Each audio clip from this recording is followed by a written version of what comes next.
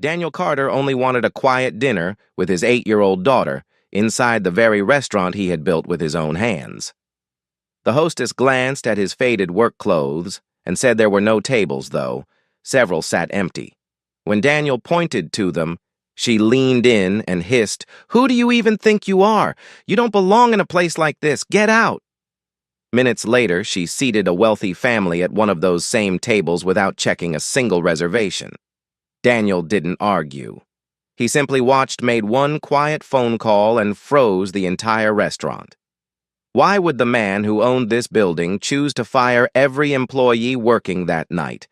Before we get into what happened next, if stories about quiet dignity and long overdue justice speak to you, go ahead and hit subscribe now, because this channel is built around moments like the one you're about to see unfold. Daniel Carter, a 43-year-old black single father, had learned a long time ago that grief does not ask permission before it changes a man's entire life, rearranging what mattered without ever asking first.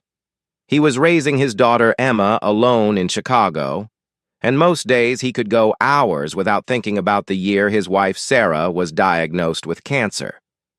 But some memories never fully let go of a person, and the sound of Emma's laughter, so much like her mother's, pulled him back every single time, softly and without warning, in the middle of an ordinary afternoon. He kept a photo of Sarah folded in his wallet, worn soft at the corners from years of being taken out and put back. The illness had moved faster than either of them expected, and by the end, Sarah spent most of her days in a hospital bed set up in their living room, too weak to do much more than watch Emma color at the kitchen table a few feet away. Even then, she talked about the restaurant almost every day, describing the exact color she wanted painted on the walls and the kind of chairs she wanted people to sink into after a long shift. Daniel used to sit beside her bed and let her describe it in detail, understanding even then that the dream mattered more to her than any medicine the doctors could offer. On one of her last clear afternoons, Sarah made him promise something specific, something he had carried with him into every decision he made about the business ever since. She told him that the day would come when he would have to choose between what was easy and what was right, probably more than once, and that whenever that day arrived, she wanted him to remember exactly how it had felt, the two of them sharing one plate at a second-hand table, wondering if things would ever get easier. He had promised her he would remember. He had no idea back then just how literally that promise would come due one evening years later. After Sarah passed away, Daniel worked 3 jobs just to keep their small apartment and put food on the table. He spent his mornings on a construction site, his evenings delivering food across the city, and the hours after midnight cleaning office buildings that emptied out long before he arrived. Some nights he had only enough money to buy a single meal from a corner diner near their apartment. He would set the plate in front of Emma, tell her he had already eaten, and go to bed hungry so his daughter would never know the difference. He never once let her see him count coins on the kitchen table late at night. Emma was too young in those years to remember most of it clearly, but she remembered enough. She remembered her father's boots by the door, always caked in something different depending on the season, and the particular way he smelled of diesel and dish soap when he came home just in time to walk her to school. She grew into a serious, watchful child, the kind who noticed things other children her age tended to overlook quick to notice, when an adult's tone did not quite match their words, a trait that would later make her 3 careful questions inside Carter's grill land, with far more weight than a typical 8-year-old's curiosity. What kept him moving through those years was a promise he had made to Sarah before she died. She had always dreamed of opening a small family restaurant, a place where nobody would ever be judged by the color of their skin, the clothes on their back, or the amount of money in their wallet. She used to say a restaurant should feel like a second kitchen table for anyone who walked through the door, a place where being tired or broke or unsure of yourself never had to be hidden. She made Daniel swear that no matter how long it took, he would build that place for her one day, even if she was no longer there to see it. It took years of saving every spare dollar, but Daniel eventually bought an old food truck and began serving simple meals to construction workers and night shift employees who reminded him of himself, people who rarely had time to sit down for a proper meal between one job and the next. He named the truck after Sarah's favorite word, the one she used to describe any place that felt like home, and he painted it himself over 2 long weekends with paint borrowed from a co-worker. The regulars from those early years still talked about how Daniel used to remember exactly how everyone liked their coffee and how he would quietly slip an extra roll into the bag of anyone who looked like they had gone without lunch that day. Within a few years, that single truck grew into a diner, and through steady work and careful decisions, Daniel expanded that diner into Carter's Grill, a restaurant chain now operating 3 locations across Chicago, known throughout the city for both its food and its values. Regular customers often said the same thing about the place, that walking in felt less like visiting a business and more like being welcomed into someone's home. Despite being the founder, Daniel rarely let new employees recognize him. He kept no portraits of himself in any location, and he often visited his own restaurants dressed in plain clothing just to see how an ordinary customer was actually treated when nobody suspected who was watching. Over time, this had become something private between Daniel and Emma, almost like a game only the two of them understood complete, with a small wink between them right before they walked through any door. Whenever they visited a location where the staff did not know his face, Emma knew without needing to be told that she had to keep her father's secret. That secrecy had never troubled her before, because in every previous visit, the two of them had simply been treated the same as anyone else.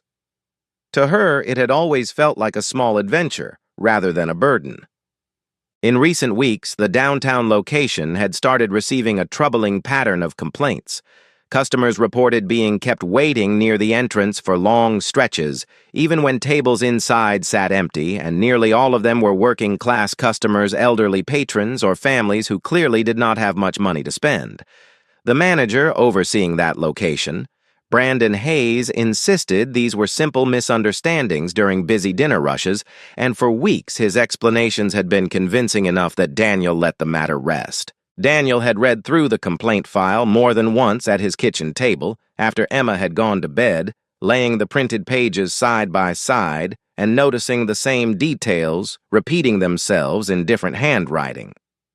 A retired teacher wrote that she had been told the dining room was at capacity only to watch 2 parties arrive after her and get seated within minutes. A young father wrote something almost identical about a birthday dinner for his son. Individually, each complaint sounded like an unlucky night. Stacked together on his kitchen table, they read like a pattern no one at the location wanted him to notice. When he had raised the numbers with Brandon over the phone, Brandon answered every question smoothly always, with a reasonable-sounding explanation ready before Daniel had even finished asking the kind of fluency that eventually became its own small warning sign. Brandon had once been fired from a previous restaurant job after a location he managed missed its monthly revenue targets, and that experience had left a permanent mark on how he approached his work. He had a young family of his own to support, and the memory of explaining that firing to his wife over a kitchen table, not unlike the one Daniel and Emma once shared a single plate at, had stayed with him far longer than the job itself. He had promised himself he would never again watch a corporate office decide his fate over a spreadsheet. Without ever telling Daniel directly, Brandon had built a quiet internal system that sorted every guest into one of 3 tiers on the hostess tablet labeled simply P1, P2, and P3. He described it to his staff as a guest value program, a modern loyalty tool used at high-performing restaurants across the city, and most of the newer employees genuinely believed that was exactly what it was, something closer to a rewards card than a filter. Only Brandon and Kelsey fully understood what those letters actually decided, and Brandon had convinced himself more than once that he was protecting jobs rather than harming anyone. Daniel did not fully believe Brandon's explanations, and something about the pattern felt too consistent to be accidental. Rather than confront Brandon with accusations, he could not yet prove he decided to see the situation with his own eyes, the way he had done many times before at other locations. He had learned long ago that numbers on a report could hide almost anything, but a dining room could not lie to a person willing to sit and watch it. That afternoon, Daniel picked up Emma from school after finishing a volunteer shift at a community construction project his company had sponsored, one of several efforts he funded quietly around the city, without ever putting his name on a plaque or a press release. The crew that day had been repairing a playground fence in a neighborhood not far from where he and Sarah once rented their first apartment together, and something about swinging a hammer in that particular part of the city always left him thinking about the years before any of this existed. He was still wearing a faded work shirt covered in dust and an old pair of work boots that had clearly seen years of use. Before they walked through the doors of Carter's Grill, he knelt down and reminded Emma of their familiar rule today. Just like always, they were simply two ordinary customers.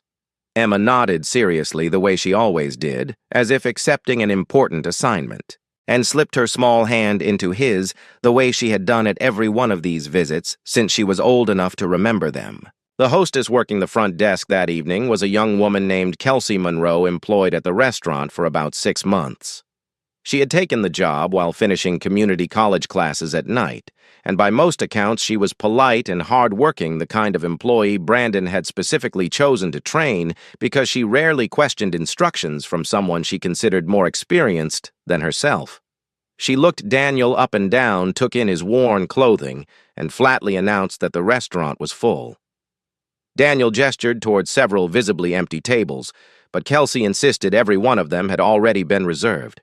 What Emma did not know was that Kelsey's confidence in that moment came directly from the tier system Brandon had trained her on during her very first week.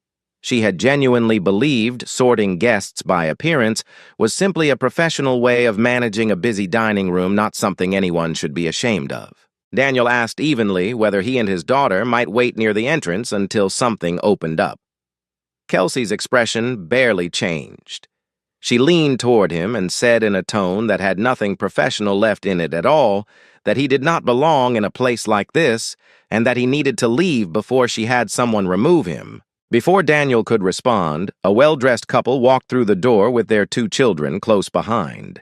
Kelsey did not ask for their name, and she did not check any list at all. Her posture shifted instantly, and a warm, practiced smile appeared as she guided the family straight toward one of the very tables she had just claimed was unavailable.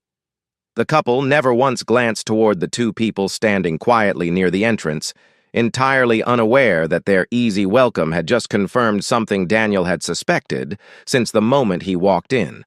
Emma watched the exchange in confused silence, standing close beside her father. After a moment, she tugged gently on his sleeve. "Dad, why did they get to go in and we didn't?" The question struck Daniel harder than he expected. It was not simply the unfairness of the moment, but the realization that his own daughter, even knowing this restaurant belonged to her father, had chosen to honor their private promise of silence rather than expose the truth on the spot. Daniel understood that Emma was experiencing exactly the kind of judgment he had once sworn no one would ever feel inside the walls of Carter's Grill. Near the kitchen entrance, a longtime server named Miguel Torres caught sight of Daniel and immediately recognized him despite the plain clothing. Miguel had worked at the downtown location for several years and knew Daniel's face well from company visits long before Brandon had taken over. He remembered, too, a much friendlier version of this restaurant, one where the manager, before Brandon, used to greet regulars by name and comp a coffee for anyone having a hard week, without needing permission from anyone. He took a step forward, clearly intending to intervene, but Brandon quickly pulled him aside and ordered him under his breath not to interfere with anything happening near the front of the house that evening. Miguel was the only employee who had once raised concerns to Brandon about the tier system, only to be told it came directly from corporate leadership.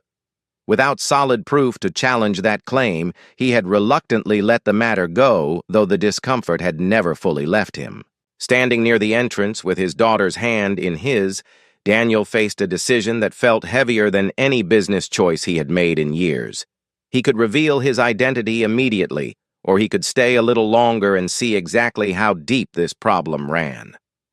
He thought about all the mornings he had woken up exhausted on a job site, promising himself that if he ever built something of his own, it would never treat a tired, worn-out person the way he had so often been treated back then. Standing here now, watching his own restaurant fail, that promise in real time felt like watching a stranger wearing his own name. After a moment, he chose to keep watching, crouching down to tell Emma that sometimes a person needed to see the full truth of a broken system before they could ever hope to fix it. Emma nodded slowly, still confused, but trusting her father, completely unaware of just how much more they were both about to witness before the night was over. Less than half an hour into their wait, Daniel had already seen enough to know this was not one hostess having a bad night. He kept his posture relaxed and his voice low whenever he spoke to Emma, the same discipline he had trained into himself over years of these unannounced visits, but underneath that calm, something had already begun to shift. What he was watching no longer felt like an isolated mistake made by one tired employee. It felt deliberate and far too smooth to be an accident. More than once in those first minutes, Daniel felt the urge to simply announce who he was and end the discomfort immediately, both for Emma's sake and his own. But he had learned from years of these quiet visits that a manager caught off guard would scramble to fix only what he happened to witness, patching one visible crack while leaving the rest of the structure untouched. If he wanted to understand how deep this actually ran, he needed to see it play out a while longer, uncomfortable as that choice was to keep making with his daughter standing beside him. He reminded himself silently that the discomfort he felt standing near that entrance was nothing compared to what families like Rachel's must have felt, walking away from this building on other nights, with no one watching who could do anything about it. Near the coat check, an elderly black woman using a wooden cane made her way slowly through the door, clearly tired, moving carefully across the polished floor, as though every step required its own small effort. When she asked how long the wait might be, Kelsey told her it would be a while, gesturing vaguely toward the same open tables Daniel had pointed out earlier.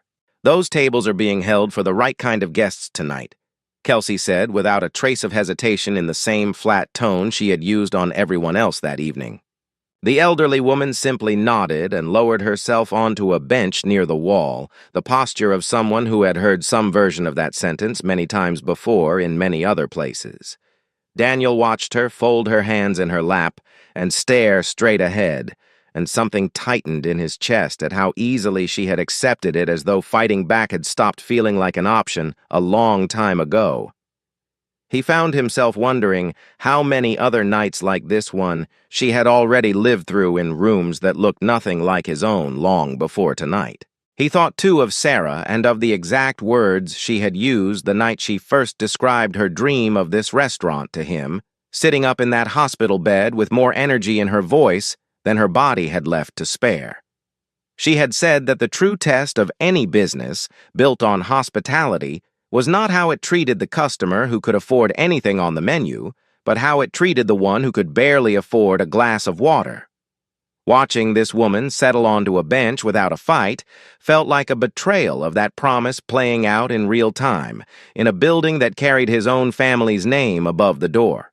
He thought about the promise he had made her that afternoon, by her bedside, the one about choosing right over easy, and understood that tonight was already asking him to keep it. A few minutes later, while pretending to check the coat rack for an empty hook, Daniel glanced down at the tablet resting beside Kelsey's station. A printed sheet sat next to it, marked with small letters beside each name on the list. P1 appeared next to guests who arrived in expensive clothing or gave reservations under recognizable last names. P3 sat beside entries for guests who arrived on foot in work uniforms or with young children in tow, quietly deciding how long they would be made to wait before anyone even looked their way. Near the bottom, in smaller handwriting, someone had jotted a rough estimate of expected spending beside a few of the evening's larger parties, as though guests had been appraised the moment they stepped through the door. The paper itself looked ordinary enough, tucked between a stack of blank order pads and a half-empty bottle of hand sanitizer, the kind of thing anyone might walk past 100 times without a second glance. Daniel studied it for only a few seconds, but those seconds told him more than an entire week of reading Brandon's reports ever could. Every complaint filed over the past month suddenly made painful sense. Miguel passed close enough to see Daniel looking at the sheet, and for reasons he could not fully explain, even to himself he lifted his phone and photographed it, before continuing on with his tray, tucking the phone back into his apron pocket, with his heart pounding hard enough that he was certain someone would notice. He had thought about doing something like this for months, ever since the first time Brandon brushed off his concerns, but he had always talked himself out of it by the time his shift ended. Tonight, watching the same man he recognized from company visits standing quietly near the door, something in him finally refused to let the moment pass unrecorded. It was into this atmosphere that a woman named Rachel Bennett walked through the front doors holding the hands of her two young children, her scrubs still visible beneath an unzipped jacket from a long shift at the hospital. She looked worn down in a way that went beyond a single hard day, the kind of tiredness that settles into a person's shoulders after months of doing everything alone, since her husband had taken a job 2 states away that never seemed to send enough money home. She simply wanted to buy her children a warm dinner before heading home to get them ready for school the next morning, one small, ordinary comfort at the end of an exhausting week. Rachel approached the hostess stand and asked hopefully whether her 2 children might share a single entree between them, explaining that she did not have quite enough money that evening for 2 separate meals and that splitting one plate would be more than enough to fill their stomachs. "I'm sorry, but we don't allow shared entrees here," Kelsey said flatly. "I've eaten here before with my kids. We've always been able to split a plate. Policy must have changed then. I can't make an exception tonight." Rachel glanced down at her children, then back at Kelsey, her voice softening even further as though a gentler tone might change the answer. "It's just one plate. They're small. They won't even finish it between the 2 of them." Kelsey did not look up from her tablet again, and after a moment Rachel understood that no amount of asking nicely was going to change anything. Brandon, drifting closer, added his own instruction before Rachel could respond, telling a nearby security guard that if the family could not afford a full meal for each person, they should be shown to the exit so they would not hold up the waiting area. What neither of them remembered or chose to ignore was that Daniel himself had written the rule allowing children to share meals into every training manual across all 3 locations. It was one of the first policies he had ever put in writing, born directly from the nights he had gone without eating, so Emma never had to. Rachel's face flushed with embarrassment as she apologized and turned to lead her children back toward the door, her hand tightening around each of theirs as though she could shield them from the moment simply by moving faster. Her younger son, no older than 5, glanced longingly at a nearby table where food sat steaming, and in a small voice that carried further than he probably meant it to, he said, "Mommy, I'm really hungry." Rachel knelt down quickly and whispered something to him that Daniel could not quite hear. Something meant only for her son, before straightening up again with the practiced composure of a mother who had learned to keep moving, no matter what her own face wanted to do. Emma's grip on her father's hand tightened. She looked up at him and asked simply, "Dad, we used to share food too. Why won't they let those kids do it?" It was the second question. That evening Daniel did not have an easy answer for, and this one struck deeper than the first. He understood with complete certainty that this was no longer a problem he could attribute to one rude employee or one unfortunate misunderstanding. The entire location had quietly turned basic decency into something reserved only for people who could prove at a glance that they had enough money to deserve it. Watching Rachel's shoulders sink as she turned toward the door was the moment something in him finally settled into resolve rather than doubt. He stepped forward and asked a nearby server to bring Rachel and her children back inside. Brandon moved quickly to block his path, stepping directly into it with the confident posture of a man who still had no idea who he was actually speaking to. "Sir, I'm going to need you to step aside and let my staff do their jobs. Your staff just told a mother her children couldn't share a plate of food. I'd like to understand why." "That's a business decision, not something I owe an explanation for to a man blocking my entryway." "Then let's talk about that decision somewhere quieter because I don't think you want this whole room hearing the real reason behind it." Brandon warned him that if he kept causing a disturbance, security would remove both him and his daughter. Daniel studied him for a long moment, aware of just how easily this man had grown used to giving orders inside walls he did not own and rules he had no right to invent. Rather than respond directly to the threat, he turned instead to face the small crowd of employees gathered near the front and asked one simple question. "Does anyone here actually agree with how this restaurant is treating its customers tonight?" Nobody answered. A few nearby customers had stopped eating altogether, forks resting on the edges of their plates as they watched the scene unfold near the entrance. One man half rose from his seat as if considering whether to say something, then sat back down when his wife touched his arm and shook her head.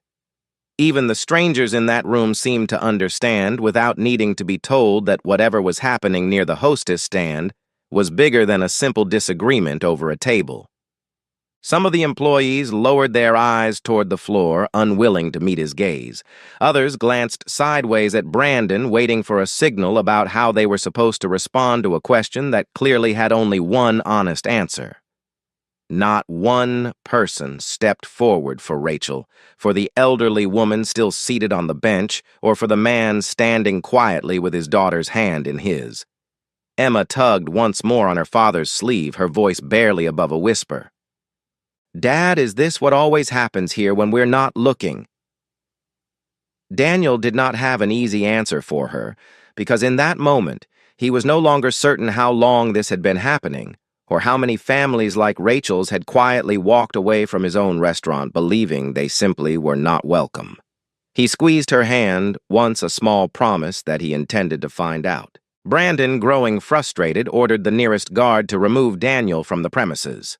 The guard hesitated only briefly before gripping Daniel's arm and beginning to guide him toward the exit in full view of Emma and dozens of other customers. Emma's eyes went wide as she watched the guard's hand close around her father's arm, and for a brief moment, she looked as though she might cry out, her fingers digging into the fabric of Daniel's sleeve. Seeing that fear cross his daughter's face settled something firmly in Daniel's chest, replacing whatever patience he had left with quiet, unshakable resolve. If he allowed himself to be physically removed from his own restaurant without saying a word, he understood that Emma would carry a lesson forward from tonight that he never wanted her to learn, the belief that unfairness was simply something people were expected to accept in order to avoid making a scene. That was the moment Miguel finally moved. He set his tray down hard on the nearest empty table, the sound sharp enough to turn several heads, and stepped directly between Daniel and the door, his voice shaking, but clear enough for the whole entrance to hear. "Let him go. He's right. We've been doing this for months, and I've got the proof sitting in my pocket right now." The guard froze uncertain, his hand still loosely around Daniel's arm, glancing between Miguel and Brandon, as though waiting for someone to tell him which order to actually obey. Brandon's face went pale as he turned toward Miguel, his mouth opening and closing without finding any words. But before he could recover, Daniel calmly asked the guard to step back, and the young man complied at once, some instinct telling him he had just made a serious mistake. For a brief moment, standing there with Emma's hand still gripping his own and Miguel's confession still hanging in the air, Daniel felt the full weight of everything this night had already cost, not just to himself, but to Rachel, to the elderly woman on the bench, and to every customer who had walked through these doors in recent weeks, believing they simply were not welcome. There was no version of tonight that ended with a quiet apology and a free dessert. Whatever came next needed to match the size of what had actually happened here. Daniel reached for his phone and dialed a number he rarely needed during these visits. When the call connected, he spoke evenly, his voice carrying across the now silent entrance. "Freeze every transaction at the downtown location, preserve tonight's records exactly as they stand, and stop seating any new guests until I say otherwise." Servers exchanged confused glances as their handheld devices lit up with a company-wide notice confirming the freeze. A few of them checked their screens twice as if expecting the message to explain itself, but it offered nothing beyond the instruction itself and the name of the account that had issued it. Daniel then placed a small silver key engraved with the Carter's Grill logo that appeared on every uniform and every delivery truck across the company gently on the hostess stand in front of Kelsey. Within a minute, Brandon's phone rang. It was the company's operations director, calling to confirm in a voice tight with disbelief that the man standing at the downtown hostess stand was in fact Daniel Carter, founder and chief executive officer of the entire company. Brandon lowered the phone slowly, the color already draining from his face. Kelsey did not believe it until Brandon repeated the words out loud for the whole room to hear. A heavy stillness settled over the dining room. The employees who had spent the last half hour deciding who deserved kindness now understood they had spent the evening insulting the very man who owned every table, every plate, and every paycheck inside that building. Brandon tried to shift blame toward Kelsey, insisting he had only been managing the floor. Kelsey pushed back just as quickly, reminding him that every rule she followed had come from his own training. Other employees added their own defenses, each voice louder than the last, the blame moving in circles with nowhere left to land. A busboy near the kitchen door, who had said nothing all evening, finally muttered under his breath that he had told his roommate weeks ago that something about the seating here felt off, though he had never once said so out loud to anyone who could have done something about it. Daniel said nothing to any of it. He had already seen everything he needed to see that evening, and no amount of scrambling now would undo what his own eyes had witnessed happen to Rachel, to the elderly woman still seated on the bench, and to his own daughter standing beside him. He looked around the dining room, slowly taking in the frozen servers, the pale-faced guard still standing near the door, and Brandon's hands trembling slightly as he searched for some version of events that might still save his job.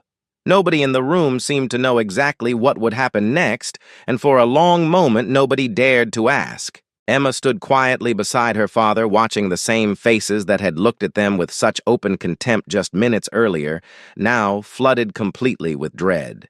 She did not feel any satisfaction in their fear, only a tired kind of sadness that so many people could know something was wrong and still choose to say nothing until it was far too late to matter. Daniel turned from the small crowd still trading blame and walked toward the door where Rachel remained frozen with her 2 children close beside her.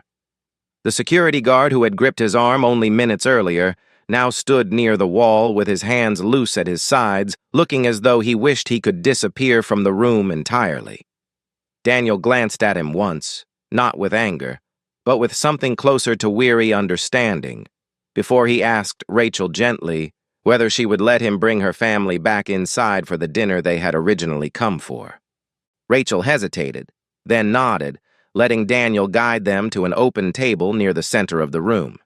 He knelt in front of the 2 children and told them they could order absolutely anything on the menu. "Even the steak?" the younger boy asked, wide-eyed. "Especially the steak," Daniel said, smiling in a way that had nothing to do with running a business and everything to do with a promise he had carried for years. His older sister, who had said almost nothing since they walked back in, tugged on her mother's sleeve and whispered, "Can I get the same thing as him? I don't want him to eat alone." Daniel told her that of course she could, that nobody in this restaurant would ever eat alone again if he had anything to say about it, and the girl allowed herself a small, uncertain smile for the first time all evening. Rachel's composure broke and tears slipped down her face as she thanked him, unable to find words large enough for the moment, her hand pressed briefly over her mouth as though trying to hold everything in at once. Emma sat down beside the children without needing to be asked, helping the younger boy sound out unfamiliar words on the menu, while his older sister watched with visible relief the tension of the last half hour slowly draining from her small shoulders. A server, still shaken from everything unfolding around her, brought over a basket of warm bread without being asked, setting it down along with 3 glasses of water. It was a small gesture, but after the hour Rachel had just endured, it felt like the first genuinely kind thing anyone in the building had offered her all evening. She held one of the warm rolls in her hand for a moment before breaking it in half for her children, an old habit from years of stretching whatever she had a little further than it was meant to go. Daniel straightened and faced the employees still scattered near the entrance. He told them evenly that many years ago, before this restaurant existed, he and Emma had once shared a single plate of food because there had not been enough money for 2. Carter's Grill had been built so families like his own and families like the one now seated behind him would never again feel embarrassed simply for walking through a door. Yet tonight his own staff had judged every customer on nothing more than their clothing, their skin color, and the size of the bill they were expected to pay. He pointed toward the bench near the entrance where the elderly woman had waited and reminded them that every one of those moments had been a choice made by someone standing in that room, and every choice had a name attached to it. Nobody in this building had been forced at gunpoint to tell an elderly woman the empty tables in front of her were somehow already spoken for, or to tell a mother her hungry children could not share a plate. Those had been decisions made one after another by people who had simply decided it was easier to follow a system than to question it. He added more quietly that he did not believe every person standing in that room had set out to hurt anyone. Some had simply been trained into a habit and never stopped to examine it, and others had noticed something was wrong and talked themselves out of saying so. That distinction mattered to him, he said, but it did not change what happened tonight, and it would not change the decision he was about to make. Brandon stepped forward, his panic shifting into something closer to desperation, and asked Daniel to reconsider before making any decision that could not be undone. "I built this system because I was scared of losing everything again. I never meant for it to hurt anyone. You watched a mother get turned away for asking her kids to share a plate. You watched an elderly woman sit on that bench for half an hour while empty tables stayed empty. Tell me again how none of that was meant to hurt anyone." Brandon had no answer, and his silence said more than any excuse could have. Daniel told him without raising his voice that fear of losing a job was never an acceptable reason to build a system that stripped dignity from people who already had so little to spare, and that a man who had once known what it felt like to be judged unfairly by a spreadsheet should have been the last person willing to make someone else feel that way over a hostess tablet. He added that he understood better than most people in this room, probably realized what it felt like to worry about providing for a family, but that understanding was exactly why this decision could not be undone. Standing there in the center of his own restaurant, Daniel understood he now faced a choice between protecting the location's short-term revenue or protecting the values Sarah had asked him to build this business around in the first place. For him, the answer had never really been in question. He announced loud enough for everyone to hear that the downtown location would close immediately for a full investigation into every complaint filed over recent months, not just the handful that had finally reached his desk tonight. Every employee working that shift without exception would be terminated effective immediately, including management hosting staff servers and security. He made it clear that following orders or simply staying silent did not excuse anyone from the choice they had made about how to treat the people in front of them. Brandon was dismissed for designing the tier system and for hiding complaints from company leadership under labels like unverified. Kelsey was dismissed for lying directly to paying customers and refusing service based on appearance regardless of the training she had received when she first started. She started to protest that she had only followed what Brandon taught her, but Daniel reminded her without unkindness that plenty of people in that room had been given the same training and had still found ways to treat customers with basic decency. Training explained where a mistake came from. It did not undo the harm it caused.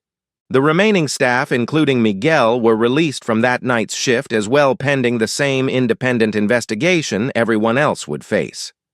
Daniel made it clear that any employee who had not directly participated in the discriminatory practices would be permitted to reapply once that investigation concluded, and a mandatory retraining program was complete, though no one would be automatically reinstated simply because they had once worked there. That retraining, he added, would be built from scratch using this very night as its first case study so that whoever eventually returned to work the floor would understand exactly what the tier system had cost the people who walked through these doors. Miguel opened his mouth as if to protest, then closed it again, understanding the fairness even as it stung. Daniel pulled him aside for a moment before he left and told him privately that what he had done in those final minutes mattered more than he probably realized. But that fairness meant no one walked out of that dining room with an exception carved out on the spot. Not even the one person who had finally spoken up. I understand, Miguel said quietly. I'd rather earn it back the right way anyway. Send that photo to the investigation email tonight before you go home. Don't let anyone talk you into deleting it or waiting until morning. Miguel nodded, already pulling out his phone as he walked toward the door, and for the first time in months, the weight he had been carrying around in his chest since the day Brandon first dismissed his concerns seemed to lift, even knowing he would be unemployed by morning. Before closing the restaurant, Daniel announced that every customer currently seated would eat free of charge, that refunds would go out to anyone mistreated in recent weeks, and that a new complaint line would replace the one Brandon had quietly buried. He also confirmed that a small team from the corporate office was already on its way to the location that same night to begin securing records and interviewing staff, so the investigation could start while memories were still fresh rather than months later. He walked to the elderly woman still on the bench and personally seated her at the table nearest the window, pulling out her chair himself and apologizing for a wait she never should have endured. She thanked him softly and told him it had been a long time since anyone in a restaurant had looked her in the eye like that. A restaurant is never measured by the most expensive dish on its menu, he told the room, his voice steady and carrying to every corner of the quiet dining area. It's measured by how it treats the person who can't afford to order it. Several weeks later, Carter's Grill reopened its downtown location under an entirely new team. The independent investigation confirmed everything Miguel's photograph had shown, along with the pattern of complaints Brandon had tried to bury, and Miguel was reinstated and promoted to general manager this time, with the authority to make sure no employee under his leadership was ever again asked to choose between conscience and a paycheck. When Daniel called to offer him the position, Miguel was quiet for a long moment before answering, admitting he had spent the past few weeks certain he had thrown away years of steady work for nothing. Daniel told him that steady work was exactly why he trusted him with the job now, and that the courage he showed in the final minutes of that night was simply the last piece corporate needed to see. Rachel joined a newly formed community advisory board, and her children had a standing invitation to eat at Carter's Grill anytime they wanted. The elderly woman who had once waited on that bench became a regular at the reopened location, greeted by name the moment she walked through the door, and she made a habit of bringing a different friend from her building each time, telling anyone who would listen that this was the one restaurant in the city that had actually kept its word. Emma asked her father if she could help design the new training materials for hostesses, insisting that a person's first 10 seconds inside a restaurant should never determine whether they felt like they belonged there. Daniel agreed, and the two of them spent several evenings at the kitchen table drafting simple rules together. The same table where he had once counted coins long after her bedroom door was closed. The community advisory board Rachel joined met once a month in a back room of the downtown location, reviewing complaint logs and suggesting changes that came from people who actually understood what it felt like to be turned away. Rachel often brought her children along, and more than once the younger boy ordered the steak just to make sure the promise from that first night still held.